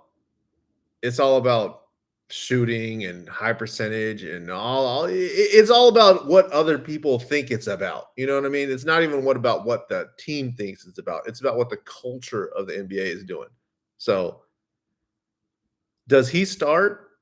And then you put Russell at the 2, LeBron at the 3, AD at the 4, and then Thomas Bryant at the 5? Or do you do LeBron at the 4 and then AD at the 5? But AD already said he doesn't like playing center. So F that. We don't want to put AD where he don't want to play because we don't want him to do a Chet. We don't want that. We don't want AD hurt. We want AD playing all the time because I will still say Anthony Davis is one of the best players in the league. I'm telling you right now. Anthony Davis is still one of the best players in the league.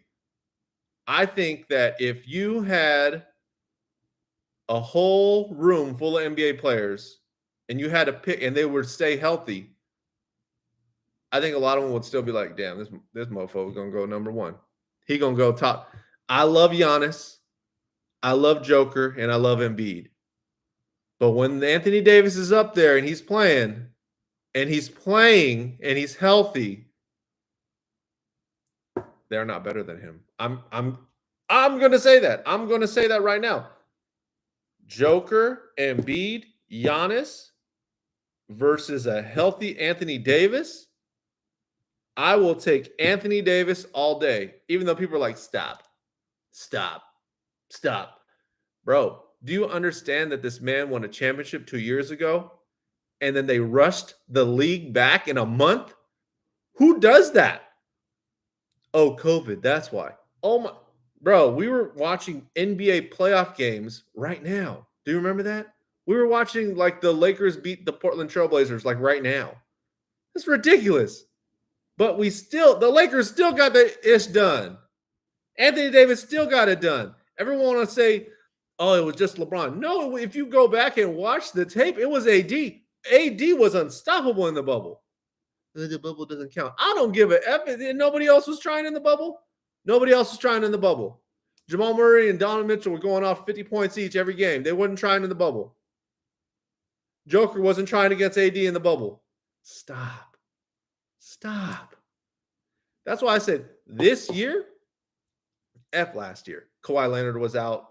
KD barely playing. Kyrie barely playing. F last year, yo. That championship, that is a Golden State Warrior championship. That was good for them. Good for them. Okay. But this year right now, no one's going to be injured. Everybody is going to be available. Okay. And this will be the year where we find out who's the real NBA champ. And I think it's going to be the Lakers. I honestly think it's going to be the Lakers. I think LeBron is going to get a championship this year with Anthony Davis. I think the Lakers are still going to make a pull for Kyrie Irving. And if I see Kyrie Irving in a Laker jersey, it's going to be crazy. It's going to be crazy in LA. It's going to be crazy just like how everyone was lined up at the Drew League thinking he was going to show up. It's going to be like that every night, okay? And I can't wait. I honestly cannot wait to see what else the Lakers are going to do because they're not done. No. Lakers are not done. Draft picks? You want draft picks? Here. You want THT, Stanley Johnson? Here. We trying to win. Darvin Ham, he might get it done, yo. He might get it done like a Westhead. First year. Done. Championship. That's what I'm talking about. So in 526 career NBA games, Patrick Beverley has played 526 career NBA games, 438 starts across 10 seasons with Minnesota, Clippers, and Houston. He has averaged 8.8 points, 4 rebounds, 3.5 assists, and 1.1 steals in 27.4 minutes per game, shooting 37.8% from three-point range. We don't care about the three. We don't care about that, okay? We don't need you to shoot threes. We're going to get another shooter. Austin Reeves might be our shooter, yo. We don't care about the threes. We care about the steals, 1.1 steals, and we care about the rebounds, okay? And the assists. 4 rebounds, 3 assists, 1 steal. I'm good. I am good with that. But you know that's going to go up a notch. Guaranteed. That's going to go up a notch with Darvin Ham and everything. And what are these? What is this best adult date? Yo, bot be gone. Can I flag this? I don't know what the remove it. I'm gonna remove it. Remove it. The best adult date. Remove it. Remove it. I should report it, yo. I should report you. Okay. Across 65 career playoff games, 54 starts with the Timberwolves, Clippers, and Rockets, Beverly has averaged 8.2 points, 4 rebounds, and 2 assists in 26.7 minutes per game. And we don't look at the shooting percentage. The Chicago native received all defensive first-team honors in 2017 and second-team honors in 2014 and 2020. Yo. And look at these stats. In 3 seasons with the Lakers, 2019-22. In 3 seasons with the Lakers, 2019-22, Horton Tucker appeared in 131 games, 24 starts, only 24 starts. He only started 24 out of the 131. He averaged 9.3 points, 2.8 rebounds. I don't even look at the stats, yo. If you watch Laker games, if you watch Laker games and you see THT, you watch with one eye, bro. You're like, huh? Come on, man. I seen him at the Balls Life All-American thing, and I was not. I said, who? Who? This guy? You kidding me? And then then the Lakers drafted him. I mean, he's a cool dude. He's a cool guy.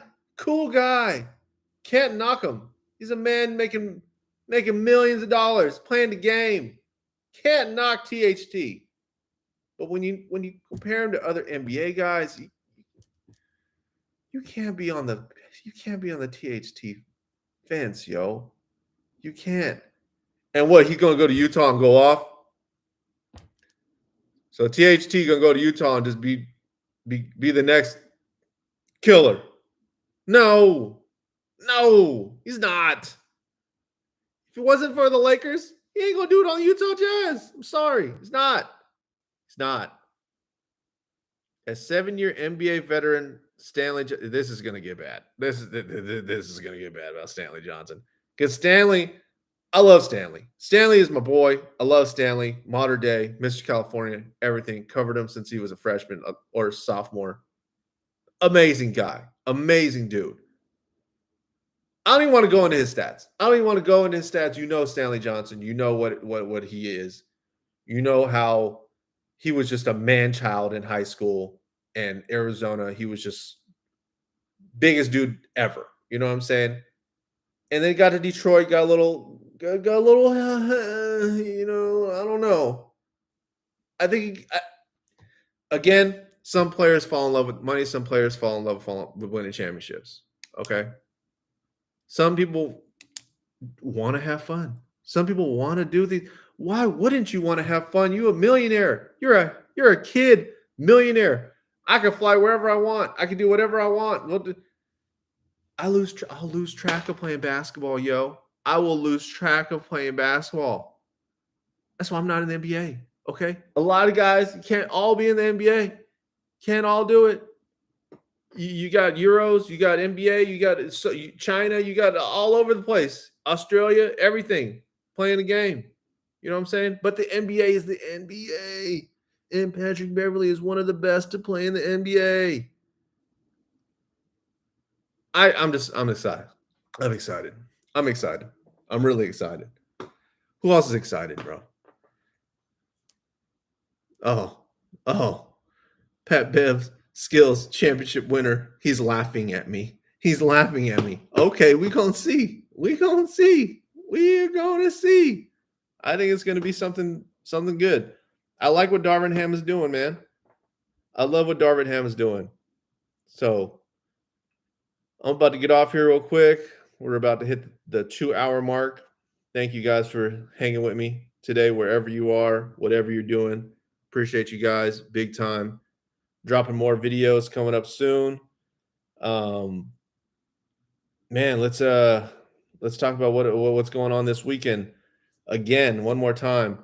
This weekend, starting on Friday, we got CIF football. Okay, we got some football coming out from Texas as well. Bosco versus Allen, Warren versus Lacerna, Mater Dei versus Bishop Gorman. Should be on the YouTube channel. Check it out. And then after that, we got Mikey Williams in LA going down this weekend. He's playing with some of the best players in the country at Pangos, All-American Fest. This weekend is going to be crazy. Plus, we got another camp. I can't talk about it, but we got another camp coming up, and it might be wild. So I don't want to talk about that one right now because it's going to be – let's just leave it as a surprise for y'all. We'll leave it as a surprise for you guys for this weekend. So stay tuned. We got a surprise coming this weekend. Let's just say that it's got some NBA guys there. It's got some college guys there. Let me see. Without telling too much, let me see what it is. Yo. What's up? 12 high school athletes, 12 college athletes, and the staff will be comprised. Staff will be comprised of NBA personnel and skills trainers. That's coming in LA too. So we got some more stuff coming in LA. So we got that. it's a camp coming out here, 26th to the 28th. Then we got Mikey Williams out here in LA, Long Beach. I do not think it's fans are allowed. I think it's just media and scouts only. And then we got football. Okay, so we got a lot coming this weekend, and I'm gonna drop a throwback Thursday right now, along with some more reactions to the Rico Hines runs that Ball is Life has been putting on with Rico, and they're straight up fire. Straight up fire. So thanks guys for watching with me, being with me today. I'm gonna try to figure out a time slot where I can do this all the time. Maybe I'll do this at like every day around 1:00 or 2:00 around that time, just so we get like something going all the time. You know what I'm saying? And what else? Patrick Beverley's on the Lakers, yo. Patrick Beverley is on the Lakers. I don't know what that's gonna do for the Kyrie situation. I hope Kyrie comes over. I hope so. What do you guys think? You think Kyrie's coming? I mean, he's got to, right? He's got to, right? He can't stay in Brooklyn like that. Nobody wants to be in Brooklyn like that, right? Oh man, Patrick Beverley's on the Lakers, guys. I can't stress it. Patrick Beverley's on the Lakers, and Chet Holmgren is out for this year. It's August 25th. It's August 25th, and I just said what I just said. If I would have told you this July 25th, you would have said I was crazy. You would have said, what? The guy that called CP3 a cone? Oh, what? The guy that should have been #1 overall? Huh? Yeah. Yeah. The guy that should have been #1 overall is done for the year. He's done. And then the guy that called CP3 a cone, he's on the Lakers now. He's on the Lakers. He was just at ESPN talking all that talk. He was just at a Rico Hines run like last week. And he's on the Lakers now. Wow, what else can happen? What else is going down? I need to know. Man. So that's what's going down. That's what's going down right now. Hit up Twitter. Go watch more of my videos. Do whatever you can. Check out the football content, yo. Check out the football content, Modern Day versus West. That was a shellacking. Check that out. Check out my reaction with the Rico Hines runs. I'm going to drop another Rico Hines run right now. This one is going to be James Harden versus Scotty Barnes. And then also drop another reaction of the LeBron event, the crossover, where that happened. And I don't know if I got a good shot of Chet rolling his ankle. I think Ryan has that from Home Team Hoops. Shout out to Home Team. And yeah, man, that's about it. That's what I got. Let me know in another comment or a message. Let me know what time slot you would prefer. Because not everybody wakes up in the morning. Not everyone was able to catch this earlier. I'm gonna try to shoot for like that 1:00, 2:00 time frame, maybe 12:30. That would be nice. I think I would like that. Yeah, because I feel like a lot of people probably on like their lunch break, and then I'm in LA, so LA right now at 12:00 could be about 3:00 in the afternoon over there on the East Coast. So that'd be cool. So a lot of people will be able to check that out. And if you was watching the whole thing today, something good gonna happen to you today. That's all I gotta say. Something good is gonna happen to you today, and I can only just say God bless. Enjoy the rest of the week. It's coming up. It's Friday tomorrow, yo. I know you guys are happy because I'm happy. It's about to be Friday. It's about to be the weekend. Bringing a lot of Quick 11 stuff coming, so make sure you turn the notifications on. Make sure that you're watching, and enjoy the rest of this day. Live it up. Go hard today. And I will catch you on the next live stream or the reactions that are dropping right now. Make sure you like and comment. Subscribe if you're new. Thank you for watching. Thank you for being here. And I'm Quick 11. I'm out. Enjoy the rest of the one, okay? Peace. I'm going to end it right here now.